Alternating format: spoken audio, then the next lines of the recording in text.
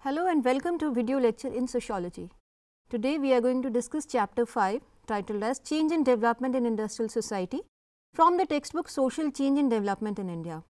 This chapter is divided into 4 parts. So far we have discussed about nature, features and emergence of industrial societies, industrial revolution and industrialization in India, how people find jobs or employment, and we have also discussed about bureaucracy.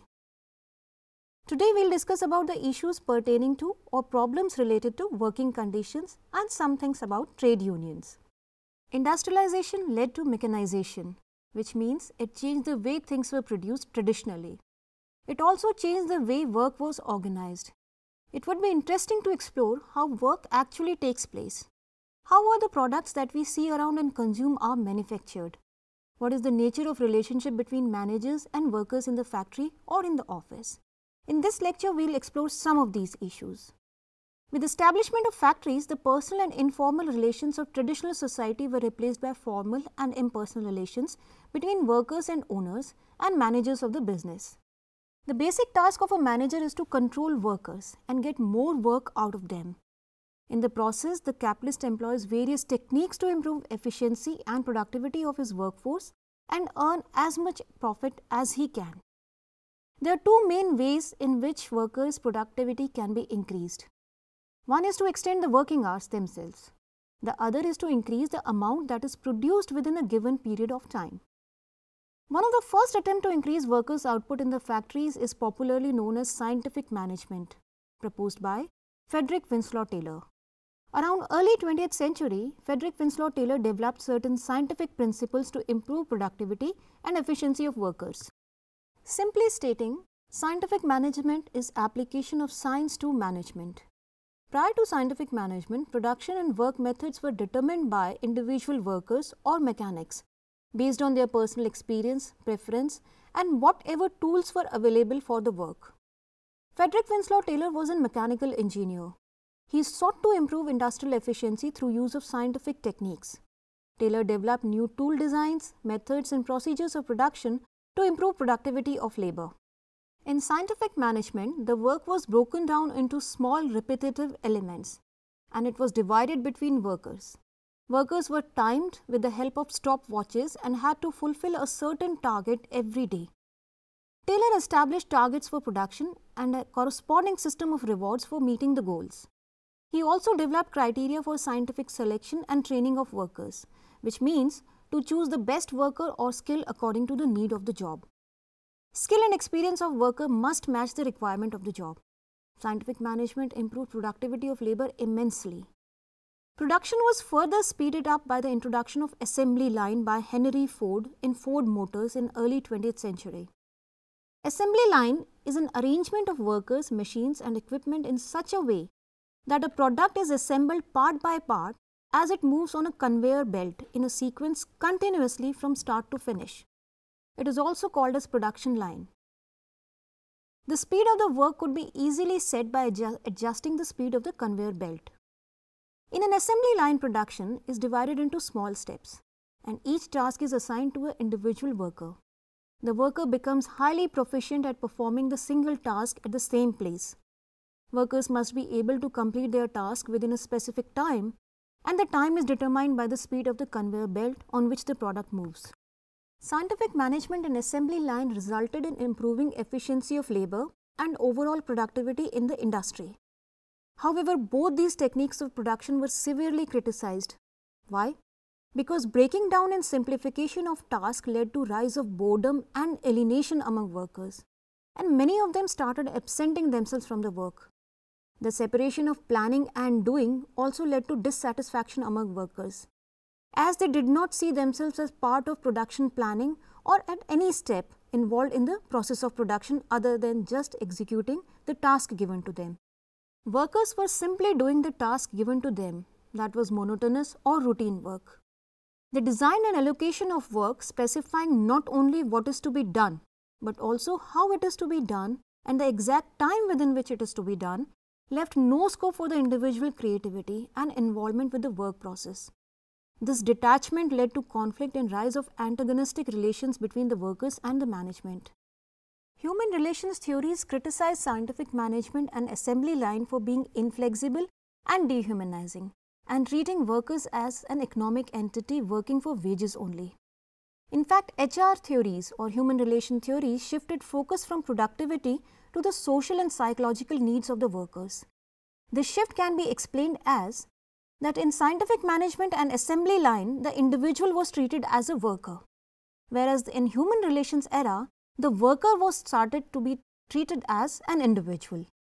This shift can be explained as that in scientific management and assembly line, where individual is treated as a worker, in human relations era, the worker was treated as an individual.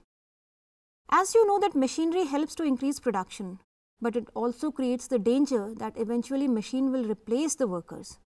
Scholars and intellectuals like Karl Marx and Mahatma Gandhi saw mechanization as a great danger to labor and employment. The higher the degree of mechanization of an industry, the lesser is the degree of employment. And the employed too have to work with the pace of the machine. The machine gradually replaces labor and renders large number of people jobless or unemployed. The dehumanizing conditions of work in assembly line can be seen in a major car producing company close to Delhi. In this plant, every minute 2 cars roll off the assembly line. But workers get only 45 minutes of rest in the entire day. What do these 45 minutes include? They include 2 tea breaks of 7.5 minutes each and 1 lunch break of half an hour. The company may pay you good salary, but the monotony of the work reduces the involvement and satisfaction of the worker with the work. Most of the workers in these industries get exhausted by the age of 40 and they take voluntary retirement. While production has gone up, the number of permanent jobs in the factory has come down. The firm has also outsourced the manufacturing of various components of the car. The part suppliers are located around the factory and send the parts or the components every 2 hours or just in time. Although the method of outsourcing or just in time has its own advantages and it cuts the cost for the company, but the workers come under psychological pressure because if the supplies fail to arrive, their production targets get delayed, and when they do arrive, they have to run faster to keep up with the target. As a result, they are not just physically but get mentally exhausted as well, which further has health and emotional implications for them. As compared to manufacturing sector or secondary sector, work in service sector or tertiary sector is supposed to be interesting and creative. People in service sector such as software professionals are well educated. But with its advantages, service sector is no less damaging for the workers. It is as demanding, exhausting and at times even depressing. Long working hours are the central to the service industry's work culture. These professionals work for 10 to 12 hours on an average in a day and may have to work overnight when projects have to be finished within a given period of time. Most of the outsourcing work in India is carried out during night or in the night shifts because of the time gap between India and the US. Moreover, in the outsourced projects, cost and timelines are usually underestimated in terms of man days or man hours required. And because man hours are based on the 8-hour day average, engineers have to put in extra hours and time in order to meet the deadlines. Extended working hours are legitimized by the common management practice of flexi time, which in theory gives the employee freedom to choose his or her working times or working hours within the limits, but which in practice means that they have to work as long as it is necessary to finish the task at hand. The pressure of service sector primarily run by the private companies is typical, that even when there is no real work or deadline to meet, workers tend to stay late in the office either due to the peer pressure or because they want to show the boss that they are working very hard. These practices are common in places like Bangalore, Hyderabad, Pune and Gurgaon, where many IT firms or call centers are located. Here, shops and restaurants have also changed their opening hours and they remain open till late in the night. If both husband and wife work in the tertiary sector, then they have to rely on maid servants to take care of their children. Although such kind of changes bring about a cultural change or transformation in society in terms of giving people more freedom and choice, but such work cultures are not socially healthy. Although it may be perceived that industrialization will lead to rise in the skill level of the society, but according to Braverman, rather than increase in the skills, There has been a progressive degradation or de-skilling of the work. Scientific management and assembly line have been used by the employers to take control of the labor processes and remove gradually the skills from the workers. You may also think that are all skills comparable, like skill of an IT professional about a software and a farmer who knows how to grow different types of crops relying on his understanding of weather, the types of soil and seeds. Though different types of works may not be directly comparable on certain measurable scales, yet work in general requires basic understanding of nature of work, skills to perform that work, commitment and motivation on the part of the worker. And every job or work for whatever type has its specific advantages and disadvantages. Another important aspect related to work is the labor working conditions. The government has passed a number of laws to regulate working conditions. For instance, almost 5.5 lakh workers are employed in coal mines in India. The Mines Act of 1952 regulates workers in mine. But these rules are followed in big companies, and small companies generally evade all these acts and rules mentioned in them. Subcontracting is widespread in this field. Many contractors do not maintain proper register of workers, thus avoiding any responsibility for accidents and benefits occurring. There are problems related to working conditions, particularly in the unorganized sector. Majority of the workers in unorganized sectors are migrants. For instance, the fish processing plants along the coastline employ mostly single young women from Tamil Nadu, Karnataka and Kerala.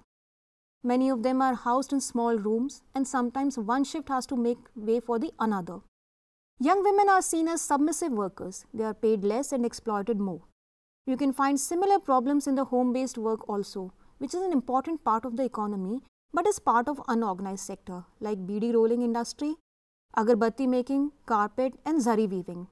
Here again primarily women are engaged who get work through a contractor and are paid per piece as they make. Workers in the organized sector are part of trade unions. That is an advantage for them. As a pressure group, trade unions attempt to represent interests of the working class. The main objectives of the trade union is to represent workers' interest.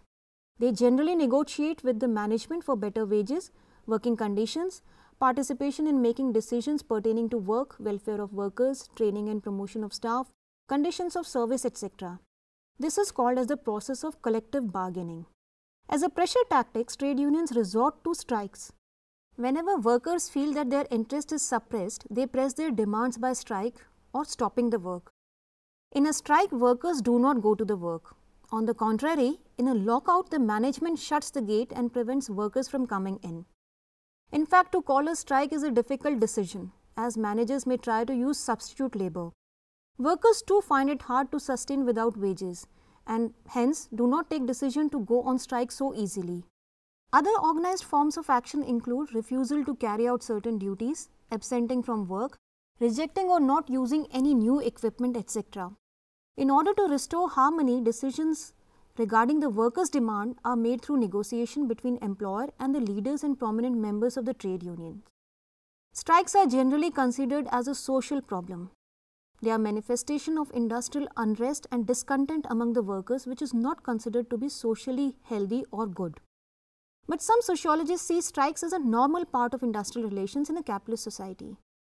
Whatever may be the argument, trade unionism in general is an effective tool in the hands of the working class to put across its problems to the management.